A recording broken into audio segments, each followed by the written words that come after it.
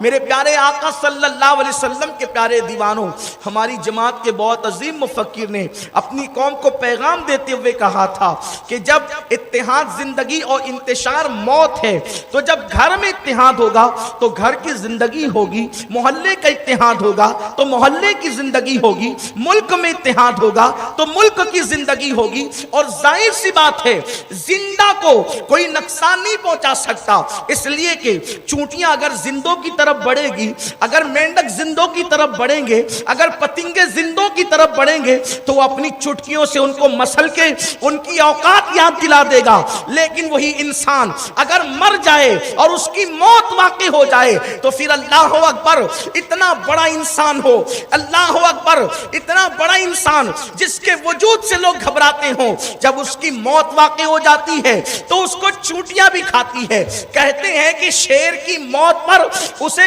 کتے نوچتے نظر آتے ہیں، شیر کے جیتے جی کتوں میں ہمت نہیں کہ وہ شیر پہ حملہ کر سکیں، بلکہ بیل پر بھی اگر کتا حملہ کرنا چاہے تو نہیں کر سکتا ہے، لیکن شیر مر جائے تو شیر کی موت کے بعد اس کو کتے نوچتے ہوئے نظر آتے ہیں۔ پتا چلا کہ موت کی وجہ سے اللہ اکبر ایک شیر ذلیل ہو جایا کرتا ہے۔ تب بتائیں کہ مسلمانوں کے اندر جب اتحاد نہیں ہوگا تو گویا کہ یہ ان کی موت ہے، اور جب موت ہو جائے تو شیر جیسے بہادر جانور کو بھی کتے نوچتے نظر آتے ہیں۔ اب پتا چلا امت مسلمہ کا پوری دنیا کے اندر یہ حال کیوں ہے۔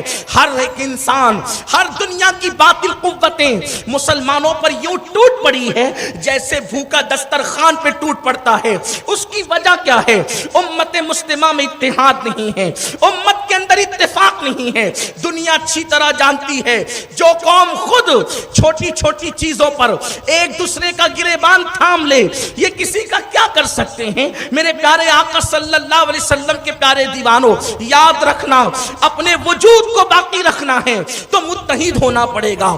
اگر اپنے تشخص کو باقی رکھنا ہے تو متحد ہونا پڑے گا۔ اپنی مسجدوں کے تحفظ کرنے ہیں تو متحد ہونا پڑے گا۔ اپنی خانقاہوں کی آبرو رکھنا ہے تو متحد ہونا پڑے گا۔ اپنی بیٹیوں کی عزت کی حفاظت کرنا ہے تو متحد ہونا پڑے گا۔ تعلیم و تعلم کے میدان میں اگر ہم اپنی شناخت بنانا چاہتے ہیں تو متحد ہونا پڑے گا۔ اگر اپنی رزق اور روزی روٹی کو عزت کے ساتھ کما کر کے ہم آبرو کے ساتھ کھانا چاہتے ہیں تو متحد ہونا پڑے گا۔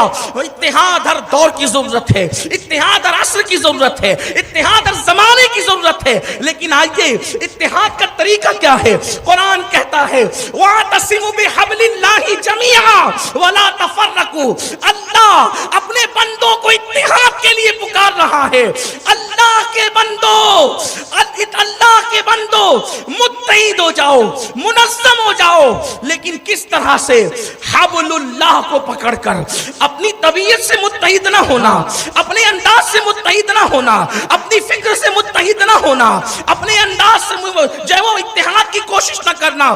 حبل اللہ کو پکڑو اور متحد ہو جاؤ، اس لیے کہ اللہ رب العزت نے ایک رسی دی ہے، اللہ تبارک و تعالیٰ نے حبل اللہ عطا کیا ہے، اس کو پکڑو گے۔ ظاہر سی بات ہے ایک رسی کو جتنے لوگ پکڑیں گے آپ کو کسی کو ملانے کی ضرورت نہیں ہے، رسی تھما دو دنیا خود بخود متحد ہو جائے گی۔ تو اللہ فرماتا ہے تم سب متحد ہو جاؤ۔ کس طرح سے؟ اللہ کی رسی کو پکڑ لو۔ مثال کے طور پر سب لوگ منتشر بیٹھے ہوئے ہیں، ایک رسی پھینک دی گئی ہے، کہا جس کو شوق ہو رسی پکڑ لو۔ جنہوں نے رسی پکڑ لیا وہ تو متحد ہو گئے، کم سے کم پکڑنے میں تو متحد ہوئے، ان کے ہاتھ جو ہے وہ ایک ساتھ ہو گئے، ان کی طاقت ایک ساتھ ہو گئی، وہ سب ایک ساتھ ہو گئے۔ اب بات یہ ہے حبل اللہ کیا ہے؟ آخر وہ کون سی رسی ہے جس کو پکڑ کر اتحاد کا حکم دیا جا رہا ہے؟ فرقوں میں مت بٹو، اللہ کی رسی کو پکڑو۔ تو اس میں تین قول ہے، اس میں تین قول ہے۔ اللہ کی رسی کیا ہے؟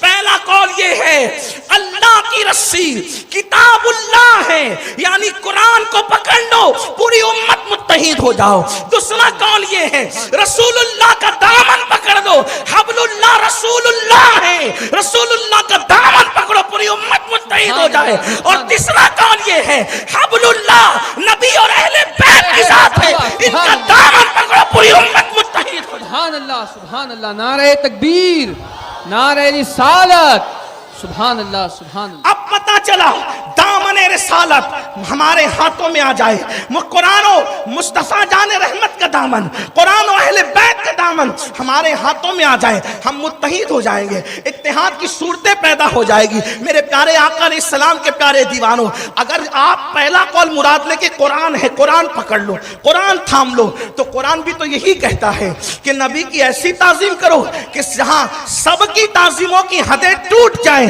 وہاں سے نبی کی تعظیم کا آغاز ہوتا ہے۔ میرے پیارے آقا علیہ السلام کے دیوانوں، قرآن نبی کو صرف ایمان ہی نہیں قرار دیتا بلکہ جان ایمان قرار دیتا ہے۔